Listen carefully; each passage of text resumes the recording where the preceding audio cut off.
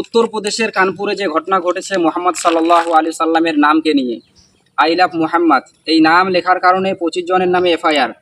যদি এই নাম লেখার কারণে 25 জনের নামের এফআইআর হয়, আমরাও হাতে নিয়ে আছি অলরেডি আই লাভ মুহাম্মদ, তো আমাদের নামেও এফআইআর হওয়া দরকার।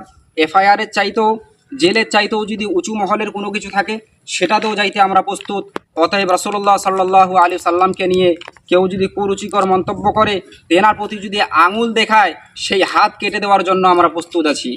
অতএব আমরা সকলেই মিলে এর তীব্র নিন্দা জানাই। মুহাম্মদ সাল্লাল্লাহু আলাইহি সাল্লামকে, মুহাম্মদ সাল্লাল্লাহু আলাইহি সাল্লাম হচ্ছেন আমাদের জন্য রহমত। মুহাম্মদ সাল্লাল্লাহু আলাইহি সাল্লাম হচ্ছেন আমাদের হেদায়েতের পথ প্রদর্শক। মুহাম্মদ সাল্লাল্লাহু আলাইহি সাল্লাম আমাদের সুপারিশকারী। মুহাম্মদ সাল্লাল্লাহু আলাইহি সাল্লাম উম্মতের দয়ালু ও মমতাময়ী।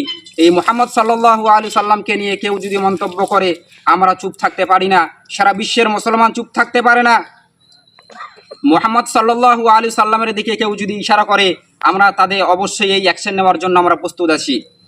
নিরপেক্ষ প্রতিবাদী মঞ্চ তথা নিপরম এই মুহাম্মদ সাল্লাল্লাহু আলাইহি সাল্লামের নামকে নিয়ে যে কটূক্তিকর মন্তব্য করা হয়েছে, তার জন্য তীব্র ধিক্কার জানায় জমিয়ত উলামায়ে হিন্দ। ধিক্কার জানায় আমি জমিয়ত উলামায়ে হিন্দ ক্রান্তি ব্লক সহসভাপতি, নিরপেক্ষ প্রতিবাদী মঞ্চ মাল ব্লক সভাপতি, আমিও এটার তীব্র ধিক্কার জানাই।